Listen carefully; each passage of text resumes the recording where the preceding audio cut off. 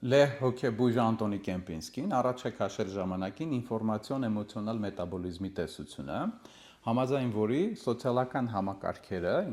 հիմնական բնականաբար մարդկանց է սա վերաբերվում, սոցիալական համակարգերի ներսում կլինեն դրանք փոքր, թե մեծ, թե մետահամակարգեր,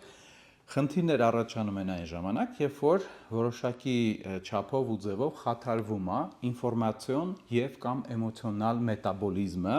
համակարգի մաս կազմող անդամների կամ էլեմենտների միջև։ Այլ կերպ ասած, մարդիկ որոշակի հոգեկան առողջության հետ խնդիրներ են ունենում, հուզական խնդիրներ են ունենում, երբ որ խախտվում է ինֆորմացիոն եւ էմոցիոնալ մետաբոլիզմ, այսինքն փոխանակումը ինֆորմացիայի եւ էմոցիաների։ Սա բնականաբար շատ ավելի լայն քննարկման թեմա է, այս տեսությունը, որտեղ ինքը շատ ավելի խորն է ու մեծ է, քան կարելի է այսպես տեսանյութերի շրջանակներում քննարկել, կարճ, սակայն այստեղից մեզ հետաքրքիր է այն, որ այս երևույթը բնականաբար կարելի է դիտարկել նաև հարաբերություններում, անձնական հարաբերություններում մարդկանց միջև, կլինի դա ընկերական, թե ռոմանտիկ հարաբերությունների մասին, եթե խոսքը գնա, ինչևէ, այստեղ պետք է հասկանալ, որ ցանկացած առողջ եւ կառուցողական հարաբերությունների հիմքում ընկած է առողջ ինֆորմացիոն եւ էմոցիոնալ մետաբոլիզմը։ Հիմնական սկզբունքն է նախ, որ այդ մետաբոլիզմը, այսինքն փոխանակումը ինֆորմացիայի եւ էմոցիաների ցանկալի է որ լինի, որովհետեւ եթե դա չլինի, ցանկացած ձիադայից սկսած սոցիալական միջև խումբ խնդիրներ կունենա։ Խնդիրները առաջին հերթին հարաբերությունների կոմունիկացիայի մակարդակում եւ հետո արդեն հարաբերությունների։ Այդ իսկ պատճառով անհրաժեշտ պայման է ցանկացած առողջ եւ կառուցողական հարաբերությունների կամ հարաբերությունների ցանցի համար, որպեսզի լինի այդ փոխանակումը մետաբոլիզմի ինֆորմացիայի եւ էմոցիաների։ Հաջորդ կարևոր բանը այն է, որ այդ մետաբոլիզմի process-ում երկու կողմն էլ պետք է հավասարաչափ կամ համաչափ ներգրաված լինեն։ Եթե մի կողմը միայն տալիս է կամ մեծամասամբ տալիս է, բայց չի ստանում ինֆորմացիան, հույզերը, դա բերում է խնդրի։ Դա բերելու է նախ խնդիրներ կոմունիկացիայում եւ հետո հարաբերություններում։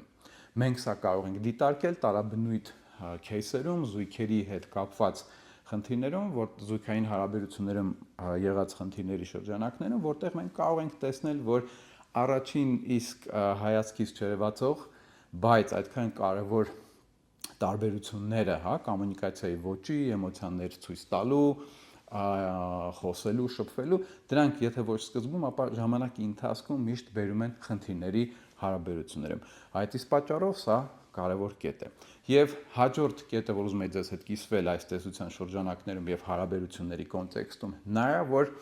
այդ ինֆորմացիոն հուզական մետաբոլիզմը խիստ անհրաժեշտ է կապերը պահելու համար։ Երբեմն այնպես կարա ստացի, ինչ որ ժամանակ հետո, երբ որ խնդիրներ են առաջանում հարաբերություններում, այդ ինֆորմացիոն էմոցիոնալ մետաբոլիզմը կարա բացասական նշանով լինի։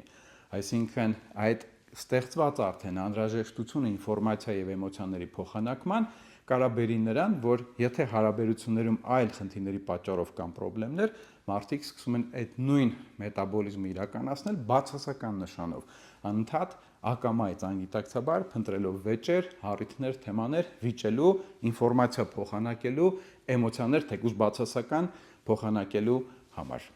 Այդ իսկ պատճառով չափազանց կարևոր է առաջին հերթին հաշվի առնել այս առանձնահատկությունը մարդկանց եւ սոցիալական համակարգերի, որպեսզի առողջ եւ կառուցողական հարաբերություններ եւ շփումներ կարողանան կառուցել եւ առաջին իսկ նշանների դեպքում, երբ որ նկատում ենք, որ այդ մետաբոլիզմի process-ը բացասական նշան է ստանում, կանգ առնել եւ փորձել ընկերների, ընկերոջ կամ partner-ի հետ դա քննարկել, խոսալ դրա մասին։